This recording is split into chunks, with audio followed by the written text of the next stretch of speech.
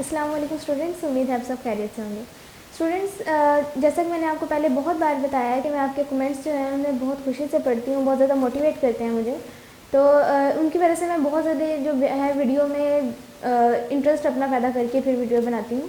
तो आज मैं जब कमेंट्स देख रही थी तो फिर मुझे पता चला कि एक स्टूडेंट ने रिक्वेस्ट की थी कि मैं डेफिनेशंस पे वीडियो बनाऊँ, तो इसलिए आज मैं डेफिनेशंस पे वीडियो बना रही हूँ। आज हम करेंगे हमारे 9th क्लास के चैप्टर नंबर 1 की मैट्रिक्स एंड डिटर्मिनेंट्स की डेफिनेशंस। तो स्टूडेंट्स, यहाँ पे जो हमारे पास सबसे पहली डेफिनेशन है वो होगी मैट्रिक्स के बारे में। ये बहुत इंपॉर्टेंट डेफिनेशन है क्योंकि हमारे जो चैप्टर है उसका नाम ही हमारा मैट्रिक्स है, तो इसलिए हम मैट्रिक्स को पहले देख लेते हैं कि मैट्रिक्स होता क्या है। यहाँ पे बता रहे हैं the combination of rows and columns in a square और rectangular form is called a matrix. Students, मैंने सबसे इजी आपको डेफिनेशन बताई है। हमारी जो बुक में है वो थोड़ी डिफ़िकल्ट डेफिनेशन है, तो मैंने उसे इजी में की है।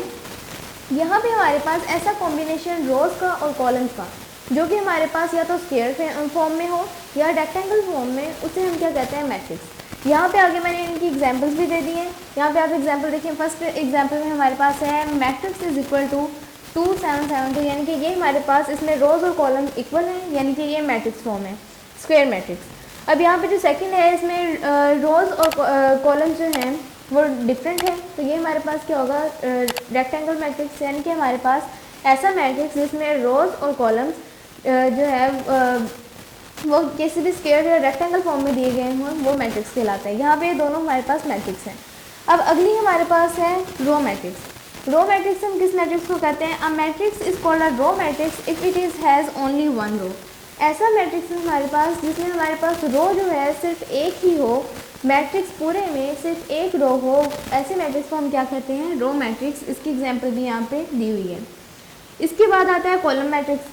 जिस तरह कि हमारे पास रो मैट्रिक्स होता है कि अगर एक मैट्रिक्स में सिर्फ एक रो दी गई है तो उसे हम कहते हैं रो मैट्रिक्स, और अगर एक मैट्रिक्स में सिर्फ हमारे पास कॉलम दिया गया है तो उसे हम क्या कहेंगे? Column matrix. यहाँ पे हमारे पास इसकी दी गई है matrix is called a column matrix is it has only one column. यहाँ पे आगे इसकी एग्जाम्पल है। एग्जाम्पल्स अब इसकी मैंने सिर्फ यहाँ पे ये ली है, m is equal to 2 and 3।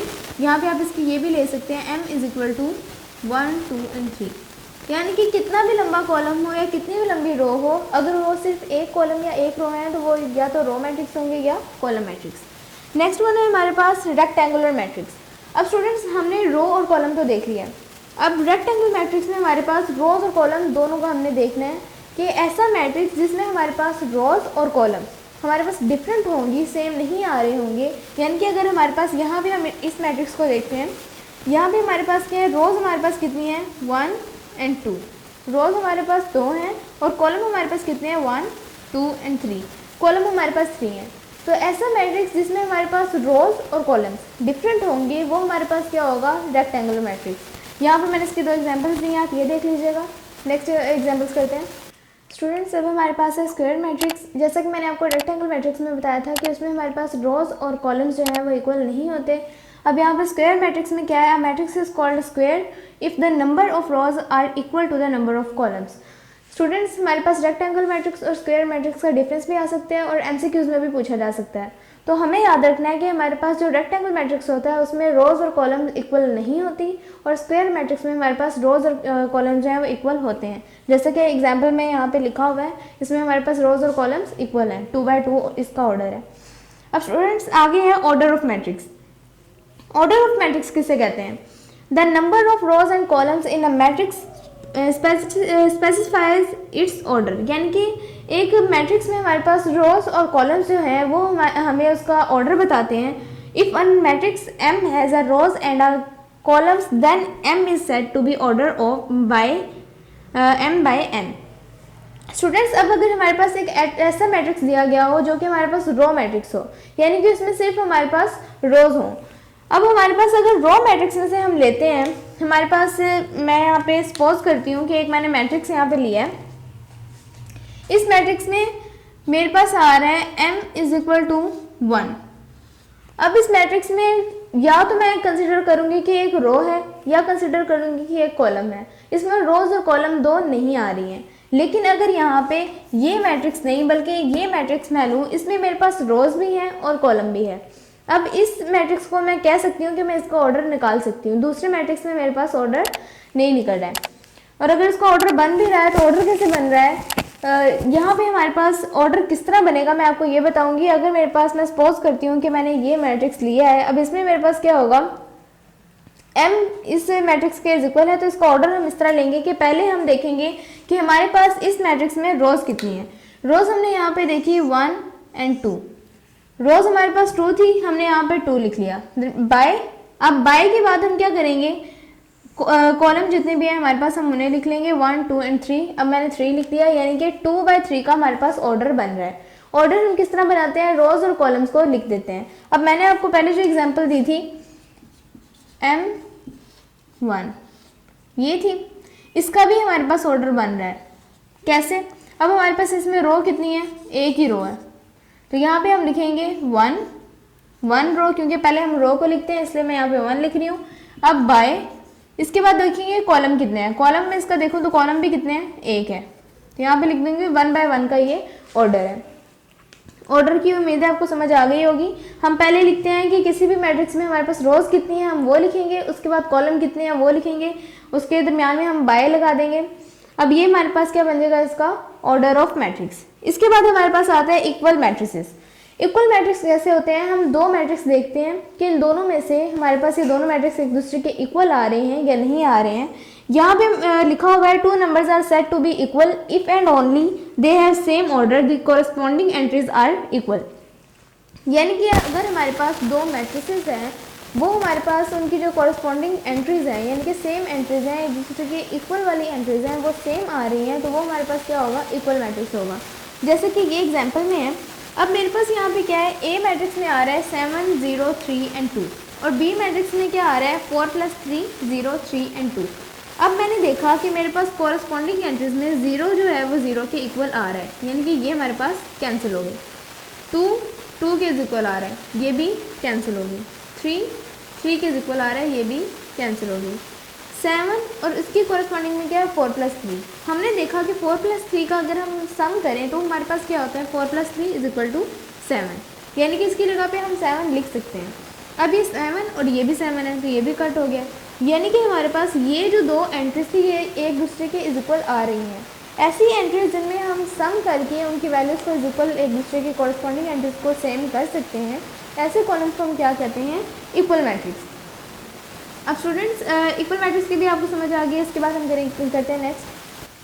Students next हमारे पास है नल और ज़ीरो मैट्रिक्स। ये तो हमें इसके नेम से ही पता चल रहा है ज़ीरो मैट्रिक्स, यानी कि ऐसा मैट्रिक्स जिसमें आप मैट्रिक्स इज कॉल्ड नल और zero matrix if each of its entries is zero, यानी कि ऐसा मैट्रिक्स जिसमें हमारे पास सारी एंट्रीज जो हैं वो ज़ीरो होंगी, ऐसे मैट्रिक्स को हम क्या कहेंगे, नल मैट्रिक्स। यहाँ पे इसकी एग्जांपल भी मैंने दे दी है। नेक्स्ट है हमारे पास symmetric matrix. A matrix is called symmetric matrix if A transpose is equal to A, यानी कि हमारे पास ए ये दिया गया है, अगर हम इसका ट्रांसपोज भी लेंगे, ट्रांसपोज का मतलब क्या होता है, रोज़ को कॉलम में चेंज करना और कॉलम को रोज़ में चेंज करना। अब यहाँ पे हमारे पास ए मैट्रिक्स दिया गया है, अगर हम इसका ट्रांसपोज लेंगे, अगर हम इस कॉलम को रो में चेंज कर देंगे तब भी हमारे पास ये जो मैट्रिक्स है ये सेम रहेगा, तो इसलिए क्या है हमारे पास सिमेट्रिक मैट्रिक्स है। नेक्स्ट है हमारे पास स्क्यू सिमेट्रिक मैट्रिक्स। ऐसा मैट्रिक्स जिसमें हमारे पास जो ट्रांसपोज है वो किसके इक्वल हो, माइनस के मैट्रिक्स के इक्वल होगा, वो हमारे पास क्या होगा, स्क्यू सिमेट्रिक। इसकी डेफिनेशन है a matrix is called skew symmetric if A transpose is equal to -a, यानी कि हमारे पास ए ये दिया गया था, अगर मैं इसका ट्रांसपोज लूँगी तो हमारे पास ये कॉलम जो है ये रो में चेंज हो जाएगा और ये वाला कॉलम भी रो में, तो हमारे पास ये 4 इधर आ जाएगा। अब हमारे पास ये इस मैट्रिक्स के इक्वल तो नहीं आ रहा है, अगर हमारे पास यहाँ पे माइनस ना होते तो हम कह देते कि ये हमारे पास सिमेट्रिक मैट्रिक्स है, यानी कि ये दोनों एक दूसरे के इक्वल आ गए हैं। लेकिन अगर हम यहाँ पे देखें कि अगर मैं इस ए में से यहाँ से अगर मैं माइनस को कॉमन ले लेती हूँ, इधर से मैं इस माइनस को कॉमन ले रही हूँ, माइनस कॉमन आया, जब यहाँ से माइनस बाहर आ जाएगा, इधर से मैंने माइनस को बाहर ले लिया है तो अंदर के साइन चेंज हो जाएंगे, अंदर हमारे पास क्या आ जाएगा 0 4 -4 और 0। अब ये जो मैट्रिक्स है ये मेरे पास ए ट्रांसपोज के इक्वल आ रहा है, तो इसका मतलब क्या है कि ये मैट्रिक्स हमारे पास स्क्यू सिमेट्रिक है। इसमें हमारे पास ए में से पहले हम माइनस को कॉमन लेंगे, फिर हम उसका ट्रांसपोज लेंगे, तो हमारे पास ये मैट्रिक्स जो है वो ठीक आएगा। तो इसलिए ये मैट्रिक्स हमारे पास क्या होगा, स्क्यू सिमेट्रिक। ऐसा मैट्रिक्स जिसमें हमारे पास A ट्रांसपोज इज इक्वल हो माइनस के मैट्रिक्स के, वो हमारे पास क्या होगा, स्क्यू सिमेट्रिक। नेक्स्ट वन है हमारे पास स्केलर मैट्रिक्स। स्केलर मैट्रिक्स किन मैट्रिक्स को कहते हैं, a matrix is called scalar matrix if all the diagonal entries are same and non diagonal entries are zero. यहाँ पे हमारे पास क्या होगा, मैंने एक मैट्रिक्स लिया है, इसमें मेरे पास क्या है 3 0 0 0। यहाँ पे हमारे पास डायगोनल एंट्रीज यानी कि तिरछी में जो हमारे पास एंट्रीज आ रही हैं, ये वाली एंट्रीज, ये हमारे पास क्या है, नॉन ज़ीरो है, यानी कि ये ज़ीरो नहीं है और हैं भी सेम। अगर यहाँ पे 1 होगा तो यहाँ पे भी 1 ही होगा, यहाँ पे 3 होगा यहाँ पे भी 3, यहाँ पे भी 7 होगा तो यहाँ पे भी 7। या इनके डायगोनल एंट्रीज जो हैं वो हमारे पास क्या होंगी, अगर नॉन ज़ीरो होंगी। और सिर्फ इतना नहीं है कि डायगोनल एंट्रीज हमारे पास नॉन ज़ीरो हो, इसके अलावा जो हमारे पास नॉन डायगोनल एंट्रीज हैं, यानी कि इनके बगैर वाली जो हमारे पास नॉन डायगोनल एंट्रीज हैं वो अगर हमारे पास ज़ीरो होंगी तो ऐसे मैट्रिक्स को हम क्या कहेंगे, स्केलर मैट्रिक्स। एक और एग्जांपल है इसकी, यहाँ पे जो हमारे पास इसकी डायगोनल एंट्रीज हैं ये क्या है, नॉन ज़ीरो है, ये हमारे पास ज़ीरो नहीं है और सेम भी है। इसके अलावा हमारे पास जो इसकी नॉन डायगोनल एंट्रीज हैं ये क्या है, हमारे पास ज़ीरो। तो इसका मतलब क्या है, ये हमारे पास क्या है, स्केलर मैट्रिक्स। स्केलर मैट्रिक्स ऐसे मैट्रिक्स को कहते हैं जिसमें हमारे पास डायगोनल एंट्रीज जो हैं वो सेम हो और नॉन ज़ीरो हो, और इसके अलावा हमारे पास जो नॉन डायगोनल एंट्रीज हैं वो सब क्या हो, हमारे पास ज़ीरो हो। ऐसे मैट्रिक्स को हम कहते हैं स्केलर मैट्रिक्स। स्टूडेंट्स, यहाँ पे जो हमारे पास डायगोनल मैट्रिक्स है वो क्या होता है, अ square matrix is called diagonal matrix if at least any one of the entries of its diagonal is not zero and non diagonal entries must all be zero. अब स्टूडेंट्स, यहाँ पे मैंने किसकी एग्जांपल लिखी है, ऐसा मैट्रिक्स जिसमें हमारे पास डायगोनल एंट्रीज यानी कि ये जो तिरछी एंट्रीज होती हैं, ये इनमें से डायगोनल एंट्रीज में से कोई एक भी एंट्री हमारे पास ज़ीरो ना हो। मतलब कि यहाँ पे मेरे पास अगर ये दोनों भी मेरे पास ज़ीरो हैं और सिर्फ एक एंट्री मेरे पास नॉन ज़ीरो है तो ये फिर भी हमारे पास क्या होगा, डायगोनल मैट्रिक्स। अगर यहाँ पे मेरे पास 2 हो और यहाँ पे 0 है फिर भी मेरे पास क्या होगा, डायगोनल मैट्रिक्स। लेकिन अगर इसमें से कोई भी एंट्री जो है वो मेरे पास यहाँ पे नॉन ज़ीरो नहीं है तो ये मेरे पास क्या होगा, नल मैट्रिक्स। इसका मतलब है कि हमारे पास सिर्फ जो इसके डायगोनल एंट्रीज हैं उनमें से कोई एक भी एंट्री अगर मेरे पास नॉन ज़ीरो होगी तो ये मेरे पास डायगोनल मैट्रिक्स होगा, और इसके अलावा डायगोनल एंट्रीज के अलावा बाकी जितनी भी एंट्रीज हैं वो हमारे पास क्या होंगी, ज़ीरो होंगी। तो ये हमारे पास क्या होता है, डायगोनल मैट्रिक्स। इसके बाद आता है आइडेंटिटी मैट्रिक्स। आइडेंटिटी मैट्रिक्स को हम लोग यूनिट मैट्रिक्स भी कहते हैं। अब यूनिट का मतलब हमें पता है कि वो क्या होता है, 1। यूनिट का मतलब होता है 1। तो यहाँ पे है a diagonal matrix is called identity और unit matrix if all diagonal entries are 1, यानी कि हमारे पास जितनी भी डायगोनल एंट्रीज होंगी वो हमारे पास क्या होंगी, 1 होंगी। ये मेरे पास स्मॉल है, यहाँ पे मैं इसमें देख रही हूँ, यहाँ पे भी हमारे पास क्या है, डायगोनल एंट्रीज सारी 1 हैं। तो ऐसे एंट्रीज हमारे पास क्या होती हैं, आइडेंटिटी मैट्रिक्स। स्टूडेंट्स, इससे पहले मैंने आपको बताया था स्केलर मैट्रिक्स हमारे पास क्या होते हैं, ऐसे मैट्रिक्स जिसमें हमारे पास जितनी भी ये डायगोनल एंट्रीज हैं वो सारी सेम हों और बाकी सारी नॉन ज़ीरो हों। यहाँ पे भी हमारे पास डायगोनल एंट्रीज सेम हैं और बाकी सब नॉन ज़ीरो हैं, तो ये हमारे पास क्या है, स्केलर मैट्रिक्स भी बनता है और यूनिट मैट्रिक्स भी बनता है।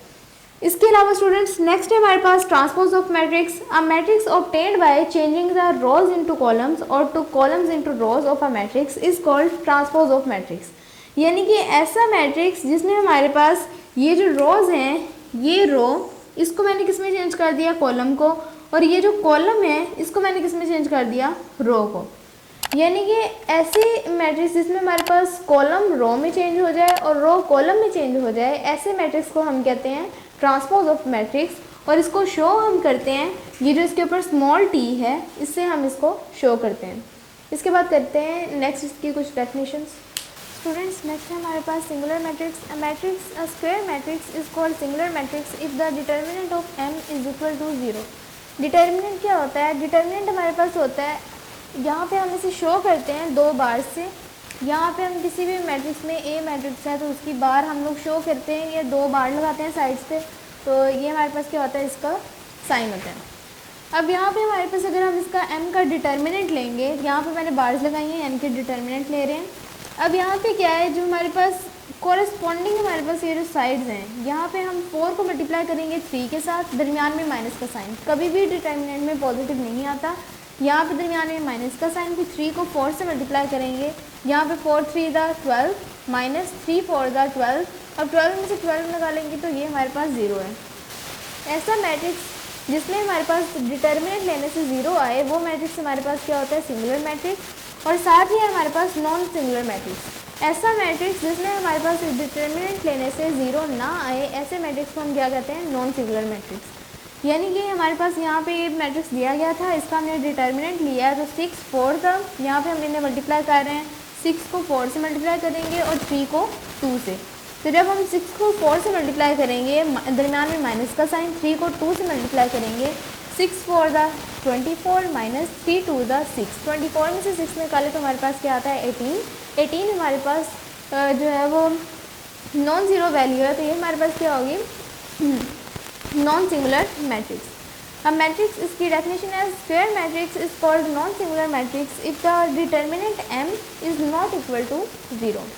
नेक्स्ट है हमारे पास negative of matrix. Let A be a matrix then its negative is obtained by changing the signs of all the entries. ये हमारे पास इसका मतलब क्या है, ऐसा मैट्रिक्स, हम किसी भी मैट्रिक्स को लें, इसके बाद इसमें से हम क्या करेंगे, नेगेटिव साइन को कॉमन ले लेंगे।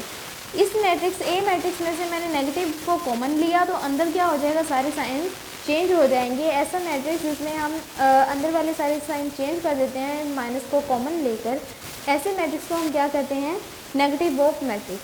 स्टूडेंट्स, इसके बाद मैं आपको इस चैप्टर की मोस्ट इंपॉर्टेंट डेफिनेशन करवाऊंगी, एडजॉइंट ऑफ मैट्रिक्स, तो वो देखते हैं।